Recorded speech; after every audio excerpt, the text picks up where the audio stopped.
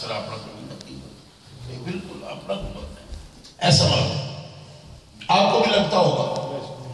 اچھا تو اس کی وجہ یہ ہوتی ہے کہ روحوں کا ایک تعلق. یہ بات نبی پاک سے سن گیا. اب باقی بات آپ کو مانچسٹر یونیورسٹی کے اسٹوڈنٹ بتائیں گے کہ کیا ہوتی ہے، کیونکہ میں تو حدیث ہی بتا سکتا ہوں. وہ پڑھیں گے فلسفہ، رسل یہ کہتا ہے، فلانا برنارڈ شاہ یہ کہتا ہے. جو برنارڈ شاہ کہتا ہے اس کو کہنے دو، ہم تو شاہ رسول کی بات کرتے ہیں. یہ وجہ ہے کہ تم اس عالم سے پہلے روح کی دنیا میں تمہاری ملاقات ہوئی ہے. تعریف قلوب ہے تمہارے درمیان، ایک کیمسٹری تمہاری ملتی ہے. اور اب اس بات پر لیکچر تو نہیں دینا میں نے، منطبق کرنا ہے اس بات کو امپلیمنٹ کرنا ہے. میں نے کس لیے یہ بات کر رہا ہوں؟ اس لیے یہ بات کر رہا ہوں کہ مزاج نہ ملے تو حضرت عبد المطلب کے گھر میں چچا ہے ابو اللہ اور مزاج نہیں ملتا رسول اللہ سے نہیں ملا. غیر و غضب میں مر گیا ابو اللہ. کسی مرا نے سوچا تک نہیں نبی علیہ السلام کے بارے میں. جب بھی سوچا غیر و غضب سے سوچا. بس وہ ایک لمحہ حدیث میں آتا ہے جو خواب تھا حضرت عباس کا کہ وہ سویبہ کو جب آزاد کیا تھا تو اس وقت ایک خوشی کی تھی، لیکن جب دیکھا آپ کو تو پھر فوراً اندر جو ہے ایک عجیب سی کیفیت پیدا ہو گئی. اور پھر آپ کو پتا ہے بدر کی فتح کے بعد اس کو غیر و غضب میں مار گیا. غیر و غضب غصے سے ہی مر گیا. اس کو مارا بھی نہیں کسی نے، غصے سے مر گیا. اتنا غصہ تھا کیونکہ بندہ بڑا مطلب عجیب تو واقع غیر و غضب میں غصے میں مر گیا. تو نہیں ملا نا مزاج. کیوں؟ ایک گھر میں اور لطف کی بات ہے کہ جو اس کا باپ ہے وہ نبی علیہ السلام کا دادا ہے. خون ایک ہے، گھر ایک، مگر مزاج بالکل مختلف ہے. دوستی بھی نہیں، کوئی بات نہیں. چلو کفر ہی تھا لیکن کوئی قریبی سمجھتے ہوئے کوئی بات تو ہو جاتی نہیں. مزاج یہ لگتا. اور ابو بکر صدیق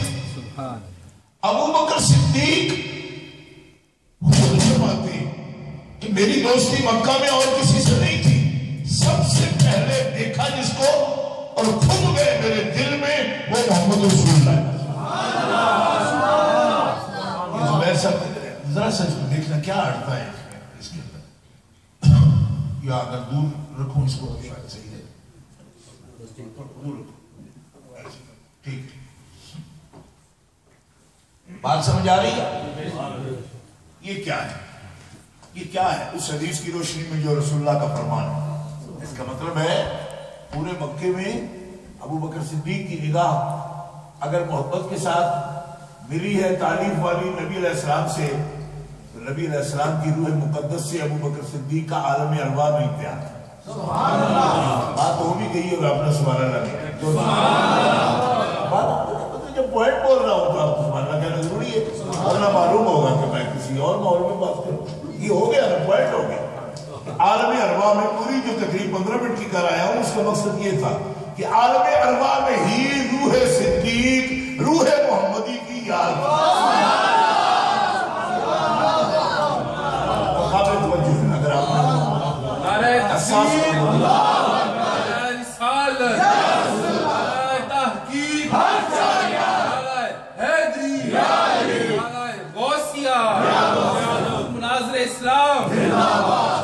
صدیق اکبر، شان صدیق اکبر.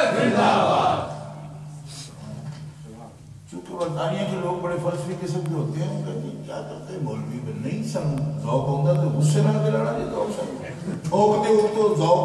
میں کہ بھی تجربہ ہے کبھی ٹھوکیاں بھی ذوق پیدا ہو جاتا ہے. 10-15 منٹ بعد پھر چلنا شروع ہو جاتا ہے. اس لیے ایسا بھی کرنا پڑتا ہے.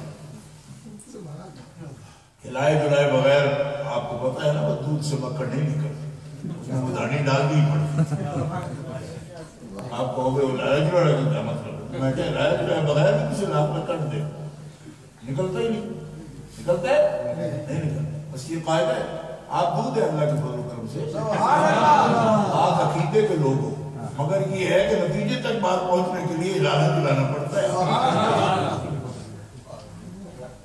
تو دوستوں بزرگوں یہ سنگت ہے آپ کی نبی کریم علیہ السلام سے آپ کی سنگت ہے. اور پھر یہ کتنی سنگت قائم رہی پوری زندگی. اچھا ایک اور بات ہے, ایک ہوتا ہے طبی محبت. پرسوں ایک مولوی کا مجھے ٹیلی فون آیا اور مجھے کہنے لگا میں آپ کے خلاف کبھی کبھی بولتا رہتا ہوں تو آپ سید ہو, مجھے معافی دے دو. مجھے معاف, میں آپ کے خلاف بولتا ہوں تو میں اس بات کو برا سمجھتا ہوں, کچھ میں نے بکواس کی ہیں آپ کے بارے میں, تو میں نے کہا میں نے تو محسوس ہی نہیں کی, مجھے تو کبھی محسوس نہیں ہوا کہ کوئی بکواس کرے مجھے. تو میں بڑا عجیب قسم کی میری طبیعت ہے, مجھے میں نے کہا میں تو محسوس بھی نہیں کیا, تم معافی نہ مانگو. البتہ ایک بات اس نے عجیب کہی, کہنے لگا میرے جو نظریات ہیں اس کے بارے میں معافی نہیں مانگتا, اس پر میں قائم ہوں, اس پر بات بھی کروں گا, سب کچھ کروں گا, ذاتی طور پر جو بات ہو اس کی معافی مانگوں. میں نے کہا یہ آسان ہے. ایک بندہ ذاتی طور پر محبت کرتا ہے, نظریات سے محبت نہیں کرتا. نبی علیہ السلام سے ایسی محبت کرنے والے بھی بہت تھے جو آپ کی شخصیت کے حسن کو پسند کرتے تھے. یہ حلیم بڑے ہیں, صابر بڑے ہیں, حسین بہت ہیں, لطیف بہت ہیں, اللہ کے رسول میں لطافت بہت ہے, حضور نفیس بہت ہے. یعنی وہ خوبیاں جن کی وجہ سے تمام بندہ کسی کو چاہتا ہے, حضور میں وہ بھی ساری تھی. اگر یہاں تو کام اور تھا, یہاں کام اور تھا. کیوں؟